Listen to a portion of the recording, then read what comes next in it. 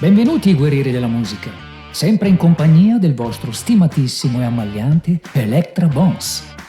Nella scorsa puntata abbiamo parlato delle origini del blues, dell'importanza e dell'influenza che il Delta Blues e i suoi protagonisti hanno avuto sulla musica del futuro.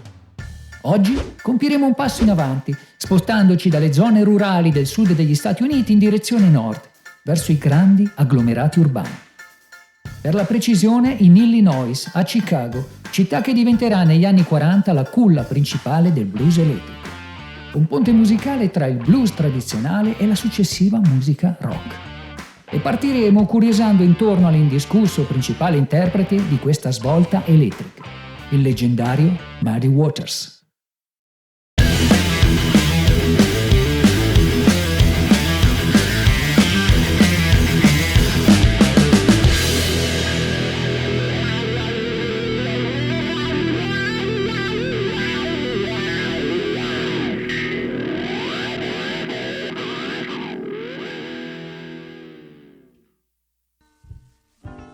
Il corso della storia o del destino di singoli può cambiare per coincidenze e fortunate occasioni.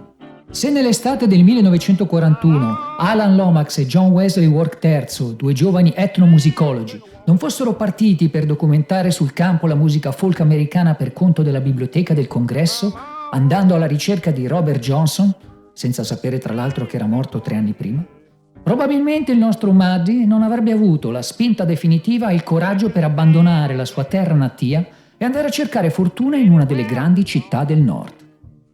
McKinley Morganfield, questo è il suo vero nome, nasce il 4 aprile del 1915 in una piccola zona rurale del Mississippi, anche se per alcuni il vero anno di nascita sarebbe il 1913.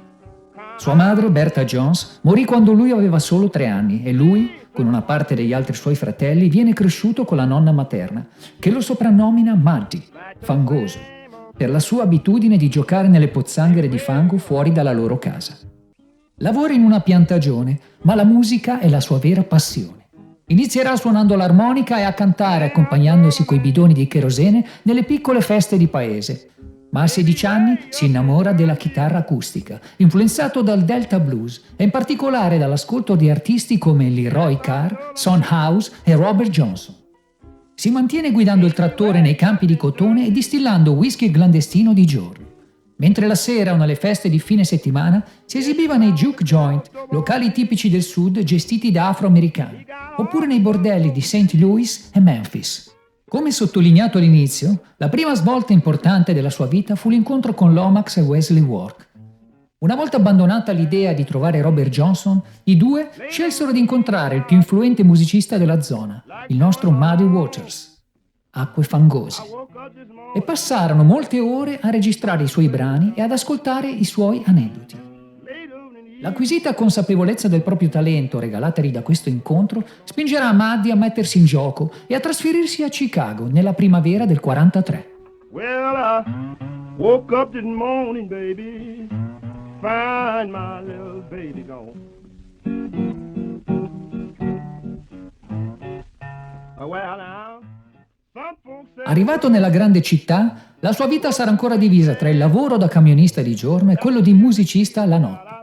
Ma in questo nuovo scenario, Waters si accorgerà presto che la sua chitarra acustica non è più adatta ai locali rumorosi e affollati del South Side di Chicago e si procurerà una chitarra archtop elettrificata e un piccolo amplificatore. Questo cambio di strumento influenzerà enormemente la sua musica. Oltre all'aumento di volume, scoprirà un maggior sustain delle note suonate che condurrà a nuove possibilità espressive e a uno sviluppo maggiore delle parti solistiche.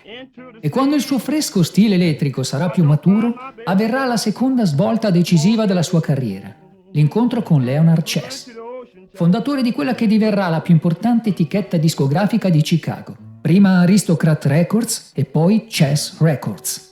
Così, nel 1948, usciranno i suoi primi singoli, I Can't Be Satisfied e I Feel Like Going Home, che diventeranno subito grandi successi.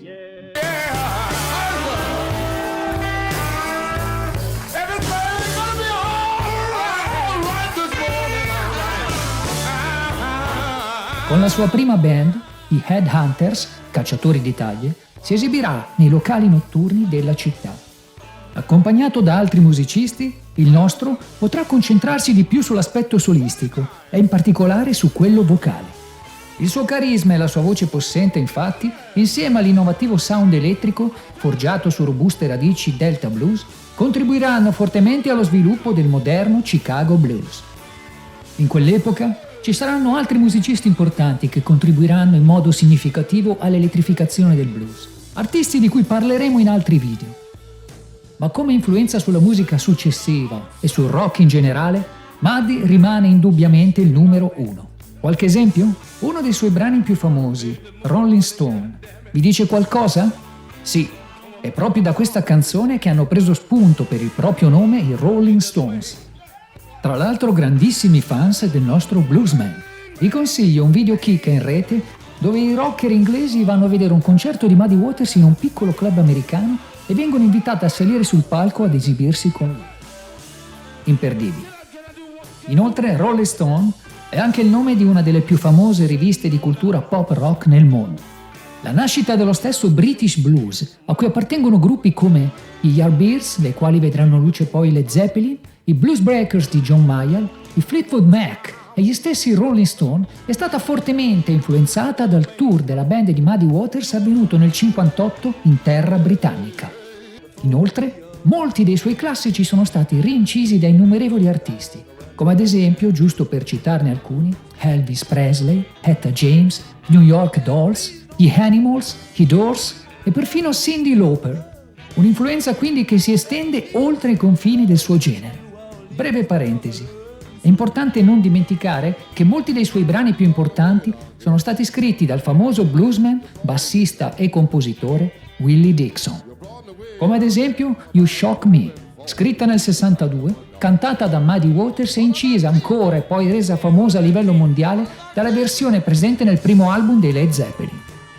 E se non bastasse, anche You Shock Me All Night Long, famoso brano degli australiani AC/DC, è stata ispirata da un verso del brano di Muddy Waters. E potremmo andare avanti per ore parlando dell'influenza che Waters ha avuto sulla musica rock, ma chiudo con un'ultima importante testimonianza. Quando Muddy Waters morì, il 30 aprile del 1983, B.B. King disse: «Dovranno passare anni e anni prima che la maggior parte della gente comprenda quanto è stato grandioso per la storia della musica americana». Sulla sua lapide c'è incisa la scritta The Mojo is gone, the master has won, riferendosi a uno dei suoi più grandi successi, Got My Mojo Working.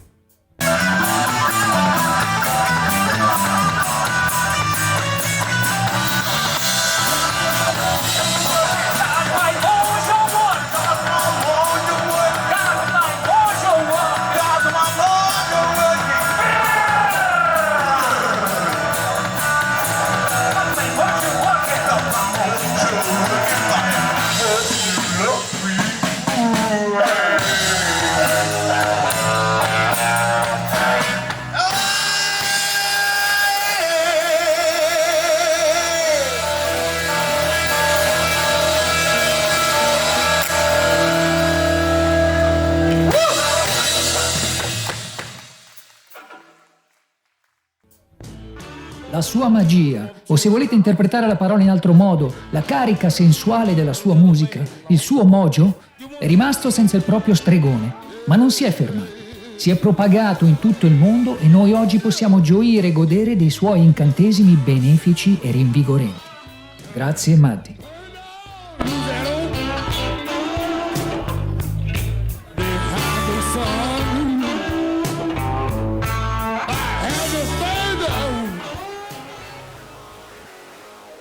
Per ora, guerrieri della musica, ci fermiamo qui.